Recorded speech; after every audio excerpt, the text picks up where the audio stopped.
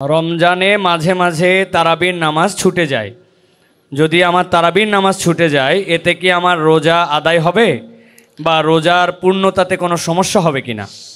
ভাইরা আমার, রমজান মাসে তারাবির নামাজ না পড়লে আমরা অনেকে মনে করি যে তার রোজাতে বোধহয় অসুবিধা হবে। এটা সম্পূর্ণ ভুল ধারণা। তারাবি একটা ইবাদত, রমজানের রোজাটা আরেকটা ইবাদত। যেহেতু তারাবি না পড়লেও রমজানের রোজা হয়ে যায়, তাহলে তারাবি পড়ার কি আর দরকার আছে? কেন? রোজা তো হয়ে যাবে। আলাদা ইবাদত। রোজা রাখা একটা ইবাদত, তারাবি পড়াটা আরেকটা ইবাদত। নবী করিম সাল্লাল্লাহু আলাইহি সাল্লাম একই হাদিসে দুটি কথা বলেছেন, মান কামা রমাদানা ঈমানান ওয়া ইহতিসাবান গুফিরা লাহু মা তাকাদ্দামা মিন যামবি। একই হাদিসে বলেছেন, মান সামা রমাদানা ঈমানান ওয়া ইহতিসাবান গুফিরা লাহু মা তাকাদ্দামা মিন যামবি। যে ব্যক্তি ঈমান এবং ইখলাসের সাথে রমজানের রোজা রাখবে, আল্লাহ তার পূর্বের গুনাহ মাফ করবেন। যে তারাবি পড়বে তারও পূর্বের গুনাহ মাফ করবেন ইনশাআল্লাহ। এজন্য ভাইরা, তারাবির নামাজ পড়তে হবে। এটা সুন্নাহ, গুরুত্বপূর্ণ সুন্নাহ, সাধারণ সুন্নাহ না। নবী সাল্লাল্লাহু আলাইহি সাল্লাম ছাড়েন নাই, সাহাবীরা ছাড়েন নাই। কোনো ওযর ছাড়া তারাবি ছাড়া যাবে না। জামাত ছুটে গেলে একা একা হলেও পড়বেন, কিন্তু কোনো কারণে পড়তেই পারলেন না, সফরে আছেন, ট্রাভেলে আছেন, বাসে ছিলেন, ট্রেনে ছিলেন, নাইটে সফর করেছেন, তারাবি পড়তেই পারেন নাই, ইনশাআল্লাহ আপনার রোজা হয়ে যাবে। তাই বলে তারাবিকে অনেকে অবহেলা করেন আজকাল, যেটা তো সুন্নাত, না পড়লেই কি। এই অবহেলাটা আরেকটা দোষের। তাহলে আমাদের মধ্যে দুইটাই সীমা লঙ্ঘন। কেউ মনে করেন তারাবি না পড়লে রোজাই হবে না, এটা হলো বাড়াবাড়ি। আবার অনেকে মনে করে তারাবি না পড়লেই বা কি, এটা হলো ছাড়াছাড়ি। এই বাড়াবাড়ি এবং ছাড়াছাড়ির মধ্যে আমাদের থাকতে হবে। আল্লাহ আমাদের তৌফিক দান করুন। রোজার নিয়ত কোনটি বা কিভাবে করব? নিয়ত পড়া কি রোজা রাখার জন্য জরুরি?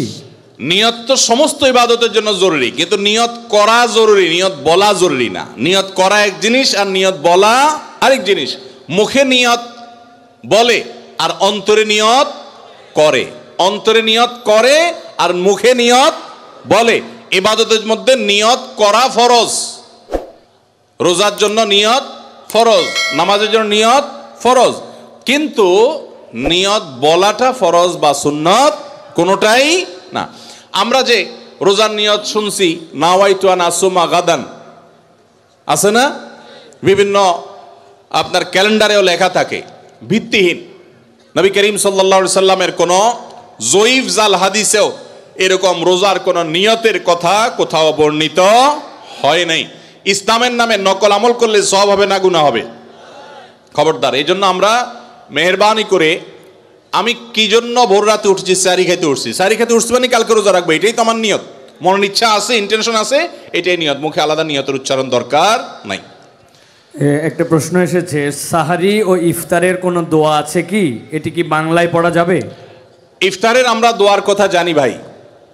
ইফতারের একটা কমন দোয়ার কথা আমরা জানি, আরেকটা দোয়া আছে আনকমন, যেটা আমরা জানি না। দুইটা দোয়া আমি বলছি। এক নম্বর হলো ইফতারের দোয়া, যেটা কমন আমরা জানি, সেটা হলো আল্লাহুম্মা লাকা সুমতু আলা রিজকিকা আফতারতু। এই দোয়ার অর্থ হলো, হে আল্লাহ, আপনার জন্য আমি সিয়াম সাধনা করেছি, রোজা রেখেছি, আর আপনার উদ্দেশ্যেই আমি ইফতার করেছি, অর্থাৎ আপনার নির্দেশের পালনার্থে আমি ইফতার করেছি। এই যে আল্লাহুম্মা লাকা সুমতু আলা রিজকিকা আফতারতু, এটা ইফতারের একটা দোয়া। আরেকটা দোয়া হলো যাহাবা যামা ওয়াবতাল্লাতিল উরুক ওয়া সাবাতাল আজরু ইনশাআল্লাহ। অনেকে এটা জানেন, মাশাআল্লাহ। যাহাবা যামা গেছে, ওয়াবতাল্লাতিল উরুক, আমার শিরা উপশিরাগুলো সব সিক্ত হয়ে গেছে, ওয়া সাবাতাল আজরু ইনশাআল্লাহ, এবং আল্লাহ চাহেন তো এই রোজার বিনিময় আমার জন্য অবধারিত হয়ে গেছে। এই যে দোয়া ইফতারের, এটা কি ইফতারের আগে করবেন না মাঝখানে করবেন না শেষে করবেন? কি বলেন, ইফতারের আগে না শেষে? যারা যারা আগের পক্ষে তারা হাত তোলেন, মাশাআল্লাহ, বহু লোক। ভাইরা আমার, এই দোয়া ইফতারের পরে করবেন, আগে না। অনেকেই এই ভুলটা জানেন। অনেকে মনে করেন যে আগেই করতে হয়, আগে না। ইফতারের দোয়া কখন করবেন? ইফতারের শব্দের অর্থের দিকে খেয়াল করলে তো দেখতে পারেন, পিপাসা দূর হয়ে গেছে, শিরা উপশিরা সিক্ত হয়ে গেছে, এটা কি ইফতারের আগে হয় না পরে হয়? তাহলে আল্লাহুম্মা লাকা সুমতু আলা রিজকিকা আফতারতু, আল্লাহ তোমার জন্য রোজা রাখলাম, তোমার রিজিক দিয়ে ইফতার করলাম, এটা কি আগে না পরে? পরে। অতএব এটা ইফতারের পর। তাহলে ইফতারের শুরুতে কি পড়বেন? বিসমিল্লাহ। বিসমিল্লাহ বলে যে কোনো খাবার খান, ইফতারও খাবেন, ইফতার খেয়ে ফেলছেন, 2-4 লোকমা খেয়েছেন, একটু পানি খেজুর খেয়েছেন, তারপরে দোয়া পড়তে পারেন। আর চাইলে একদম শেষ করেও পড়তে পারেন। আর এটা নিজের ভাষায় পড়লে হয়ে যাবে, কিন্তু সুন্নাত হবে, বেশি উত্তম হবে নবীজির ভাষায় পড়তে পারলে, সরাসরি আরবি টেক্সটটা পড়তে পারলে। আল্লাহ আমাদেরকে তৌফিক দান করুন। বাথরুমে অজু করার বিধান কি? একটা মোস্ট কমন প্রশ্ন, বাথরুমে অজু করার বিধান কি? ভাইরা আমার, বাথরুমের ভেতরে কমোড বা প্যান, এটার সাথে আপনার অজুর যে টেপ বা বেসিন, এটার যদি কোনো পার্থক্য না থাকে, অর্থাৎ মাঝখানে কোনো আড়াল বা ব্যবধান না থাকে, তাহলে এই জায়গায় অজু না করে অজুটা বাহিরে কোনো ট্যাপে করা উত্তম। কেন? কারণ অজুর একটা গুরুত্বপূর্ণ সুন্নাহ হলো বিসমিল্লাহ পাঠ করা। টয়লেটের মধ্যে বিসমিল্লাহ পাঠ করাটা মাকরুহ। টয়লেটে বিসমিল্লাহ পাঠ করা কি? মাকরুহ। যেহেতু মাকরুহ, অতএব হয় আপনি বিসমিল্লাহ ছাড়া অজু করবেন, তাহলে অজুটা একটু ত্রুটিপূর্ণ হলো, আর না হলে বিসমিল্লাহ জোরে পড়বেন, তাহলে আপনি মাকরুহ করলেন। এই জন্য বাথরুমের বাইরে বিসমিল্লাহ পড়ে অজু করবেন। পাও ধোয়াটা বেসিনে ধোয়ার ব্যবস্থা নাই, ভেতরে যায় ধুলেন, বাস, তাহলে হয়ে গেল।